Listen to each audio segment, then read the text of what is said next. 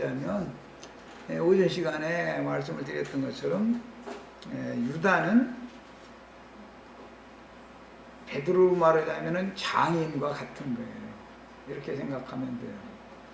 그 다음에 수아의 딸은 베드로의 장모와 같은 거예요.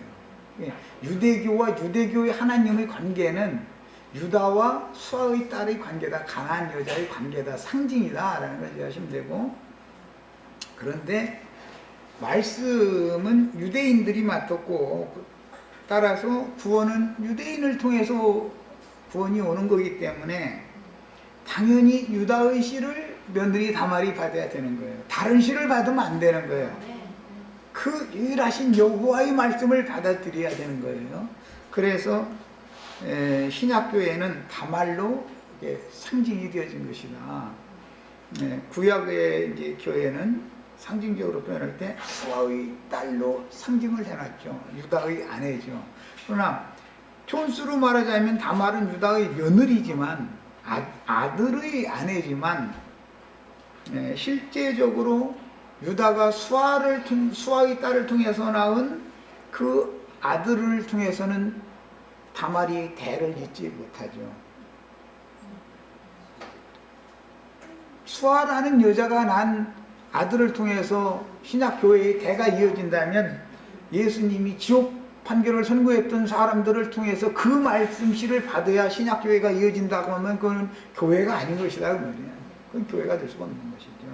예수님의 말씀을, 그리스도의 말씀을 통해서 교회가 세워져야죠. 그래서 이제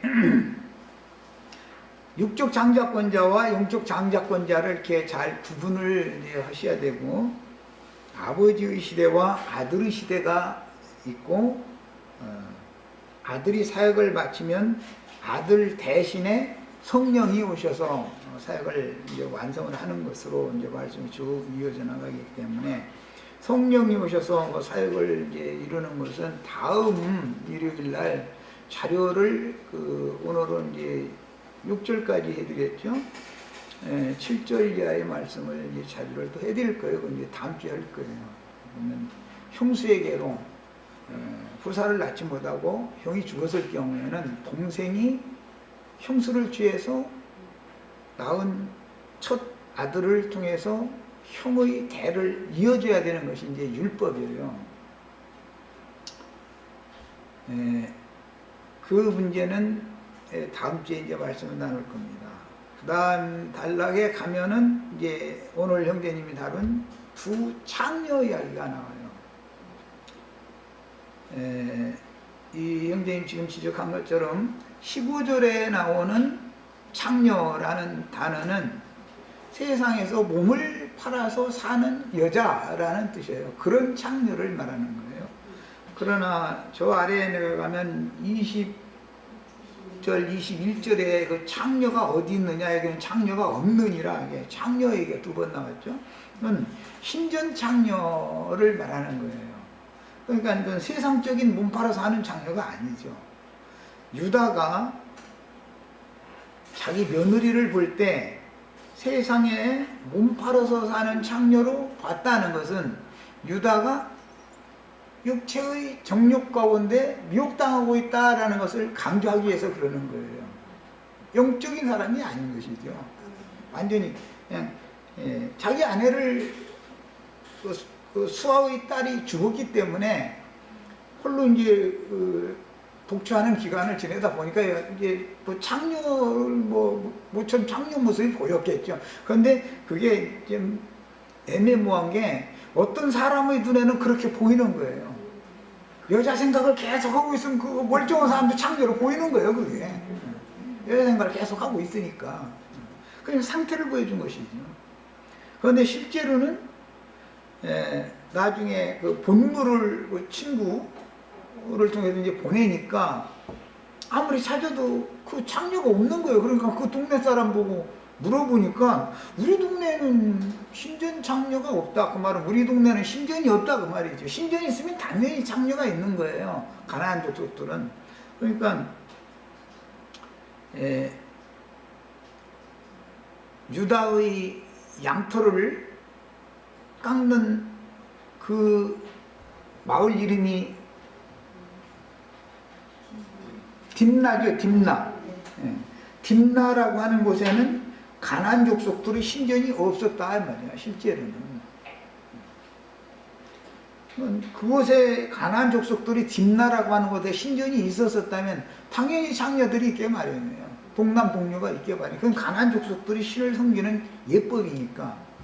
이제 그 신전 창녀 이야기는 나중에 여호수아서를 읽다 보면 여리고성의 그 기생이라고 번역이 됐죠. 라합이라는 여자죠. 이게 신전 창녀를 말하는 거예요. 여리고성의 가나안 족속들의 신전에서 신을 섬기는 사제의 여사제. 영적 창녀와 육신적인 창녀를 구분을 잘 해야죠. 계시록 마지막에 가서 많은 무리에 앉은 큰 음녀라고 번역했는데 그 음녀는 원래는 창녀라는 말이에요. 그것은 세상의 몸 팔아서 생활하는 그런 창녀를 말하는 게 아니죠. 영적 창녀지. 그래서 세상 교회라는 것은 하나님 오실 때 영적 창녀로 보는 거예요. 그리고 이제 그 신전에는 여사제만 있는 게 아니라 남자 사제들이 있죠. 그런 것을 실행하는 것이 로마교로 흘러온 거예요. 그래서 남자 사제를 신부라고 그러죠. 신부. 여자 사제를 수녀라고 그래요. 그것은 영적 창녀들이란 말이에요. 영적 음녀의 머리들과 영적 음녀단 말이에요. 가나안 여자에게 장가를 드는 경우는 솔로몬이 아주 유명하고 애굽 여자가 본마누라였었죠. 솔로몬이 첫 아내는 애굽 여자였잖아요. 그런데 나중에는 가나안 여러 여자들을 가나안이라는 건 7족속이니까 여러 여자들이다라고 했을 땐 7여자겠죠. 가나안 땅의 7여자를 아내로 가진 거예요. 그러니까 그들이 각각 시집을 오면서 자기 부족의 신을 가지고 온 거예요. 그러니까 가나안 7족속의 신들이 이스라엘 왕국에 이렇게 들어오게 되는 문을 열어준 사람이 솔로몬이죠. 역사상에 나중에 유명한 사람이 한 사람이 또 있는데 이건 이제 아합이라는 사람이죠. 아합이라는 사람도 바알 사제의 딸인 이세벨이라고 하는 여자를 사제의 딸이에요. 가나안 신을 섬기는 사제.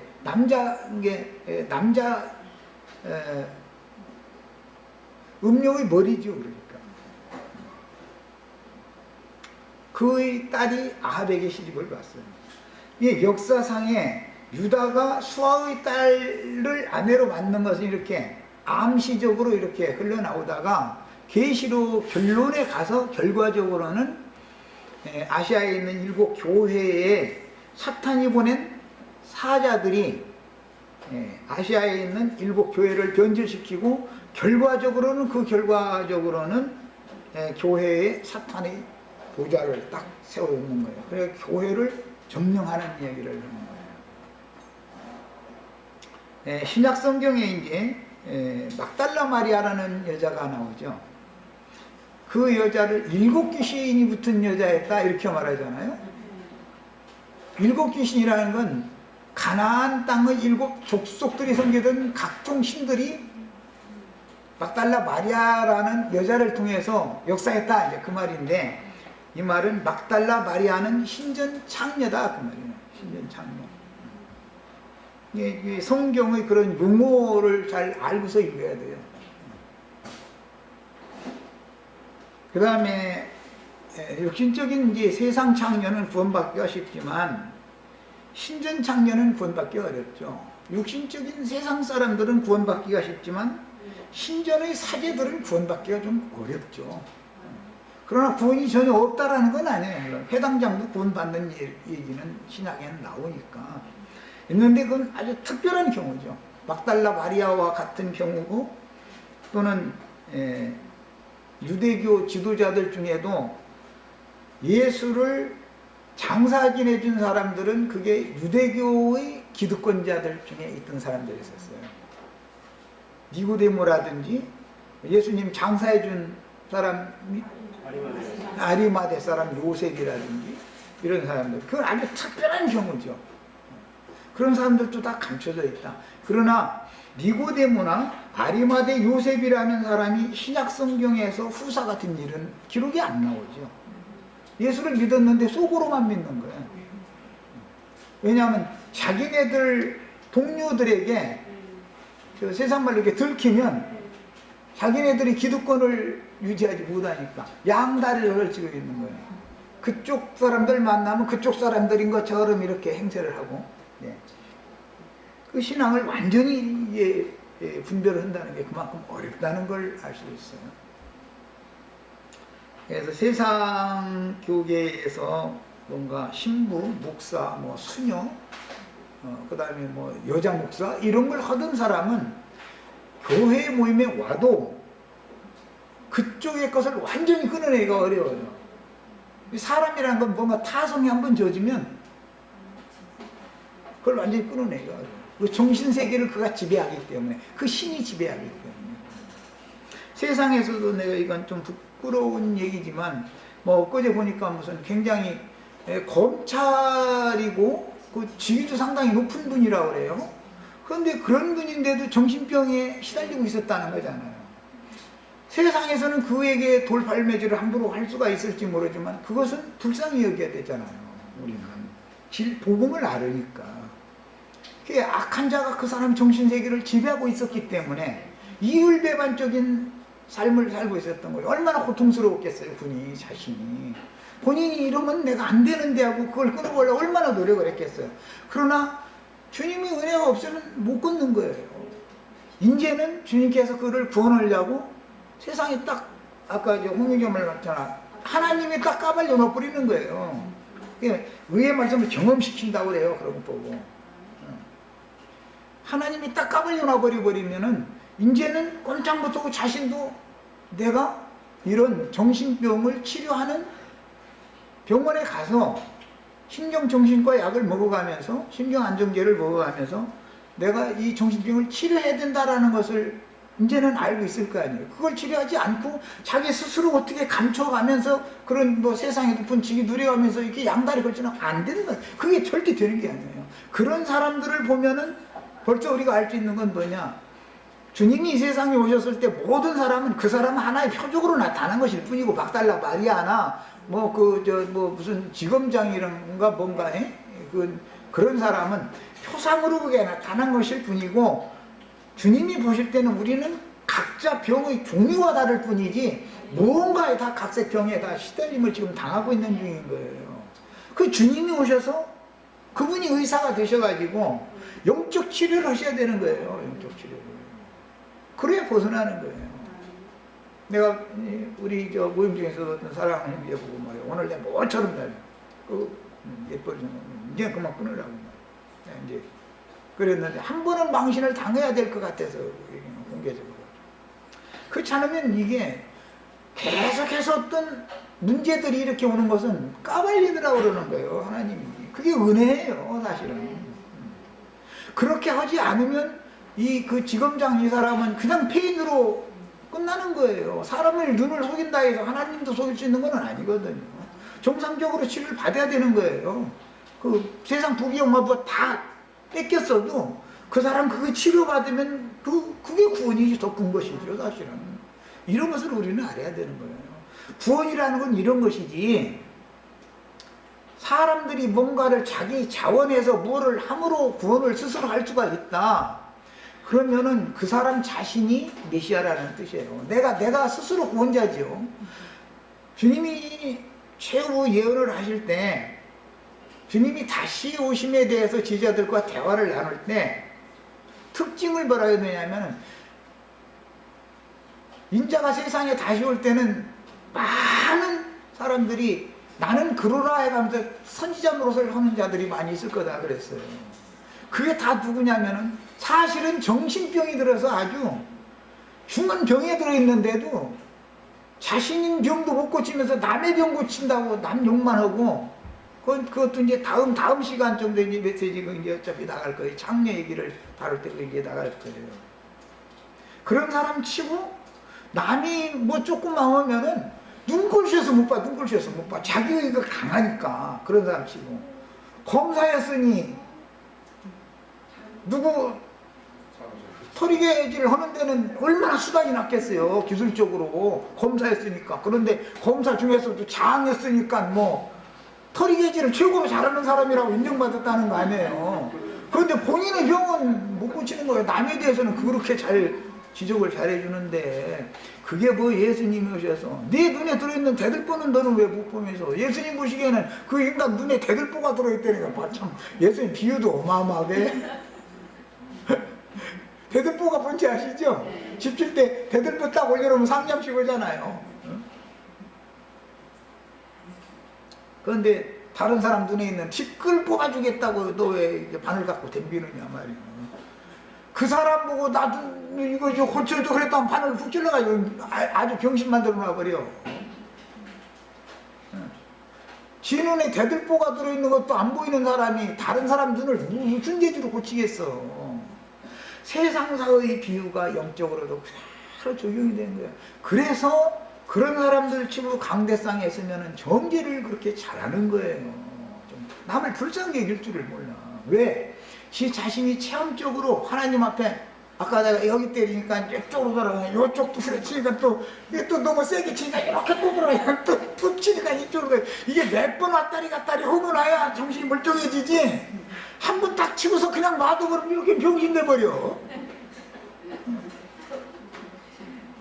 그 사탄 보고 하나님이야 그렇게 세게 치라고 했겠어. 적당하게 쳐라 그러지. 그런데 사탄은 하나님이 이렇게 적당한 힘을 가해서 치라고 그러면은 있는 힘을 다 쳐버리거든, 사탄이라는 건. 그리고 나서 이렇게 돌아가가지고 이렇게 병신돼 있으냐, 그거 고쳐라 그러니까 또 이쪽에 갔다 또 있는 힘을 다 해서 쳐면 이쪽으로 또 돌아가는 거예요, 이게.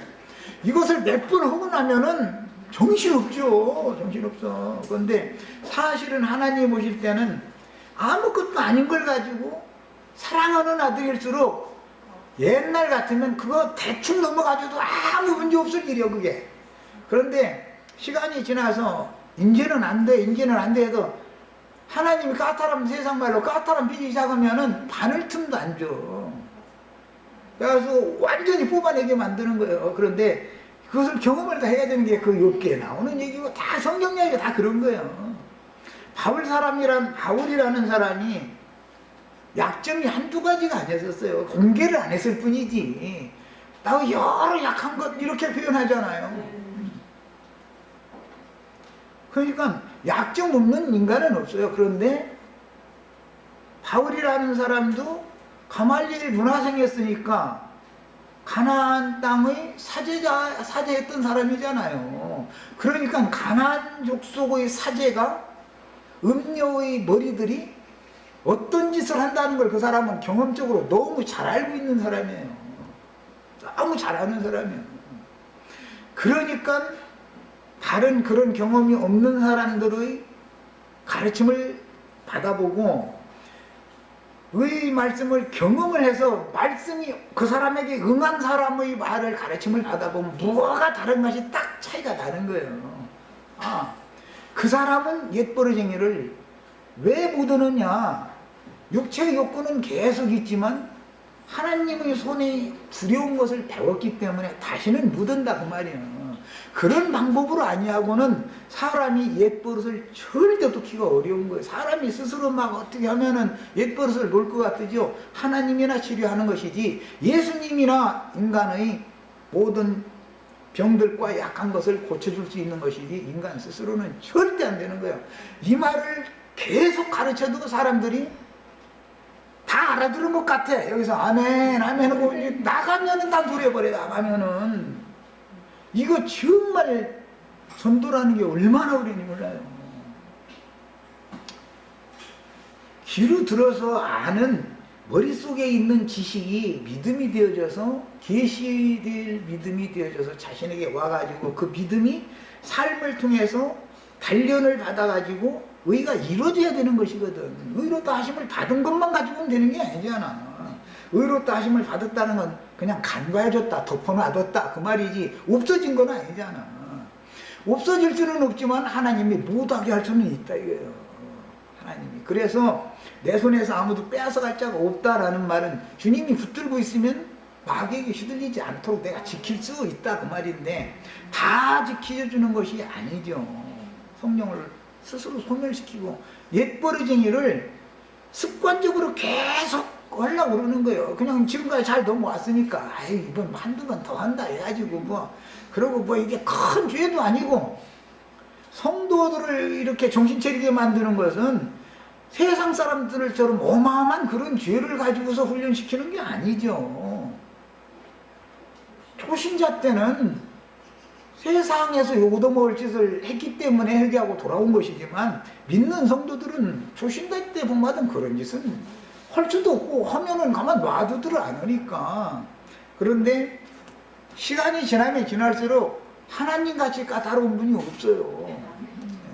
처음에는 대충 막 넘어가지고 막 초신자 때는 그냥 입만 벌려도 주시옵소서 하면 그냥 내일 생겨나 버려. 그게 딱 생겨. 그런데 어느 정도 시간이 지나면 달라고 그러면 안 줘. 그 다음에 또 달라고 하면 후려쳐버려.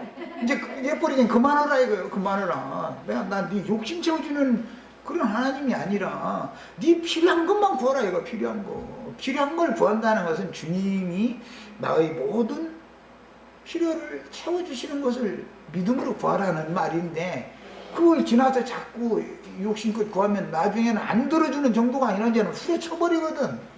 그 막 이제 그 수준이 안 됐는데 후려치면은 앙망대고 막 울어댔으니까 세게 치지도 않아. 그땐 잘 내지. 그러나 수준이 됐는데도 계속 예뻐리쟁이를 하면은 가만 놔두더라거든. 이런 것을 의의 말씀을 경험한다. 말씀이 응하기까지 단련받는다 그래요. 우리는 이런 신앙을 추구하는 거예요. 이게 믿음으로 받은 사람을 하나님이 친히 그 믿음을 이뤄놓는 구원이다 이거예요. 내가 나를 어떻게 하는 것을 버려라 이거예요. 그건 안 되는 일이니까. 그 제주지검장 그 사람 뭐 아직은 그런저런 말이 없지만, 그 사람 내가 보기에는 진짜 나름대로 고민도 많이 하고 노력 많이 했을 거라고 생각해. 나는 그냥 그 재미로 이렇게 했을 것 같지는 않아. 근데 기본적으로 모든 사람은 양심이 있으니까 얼마나 괴로웠겠어요. 그런데 스스로는 못 고치잖아요. 세상에서는 그냥 둘러서서 돌을 다 던지는 걸 보고, 이야 이게 누가 누구에게 지금 돌 던질 만한 자격이 있는 사람이 있느냐 말이에요. 같은 걸 보더라도 말이에요. 똑같은 사태를 보는데 내가 보는 거하고는 달라. 난 그런 사람한테 전도하고 싶은 마음이 있는데, 그렇게 높은 지에 있던 사람이 뭐 내 같은 사람한테 만나주긴 하겠어. 뭐. 혹시 이제 감옥에 들어가면 언제 한번 면회 한번 가가지고 이런 얘기 좀 할 기회가 있으면 하면 좋은데, 이런 얘기 또 해줘도 못 알아듣죠. 이제 여기까지 해서 마치겠습니다. 주님의 구원이라는 게 그래도 이같이 큰 구원이다 그러는 거예요. 그냥 일반적으로 그냥 예배당에 가서 막 내가 믿었으니까 구원받고 그런 구원이면 바울 사도가 이같이 큰 구원을 등한히 여기면 막 그런 말을 할 때 그 구원이 얼마나 감격스러운 구원이었길래 그렇겠어요. 여기까지 해서 마치겠습니다.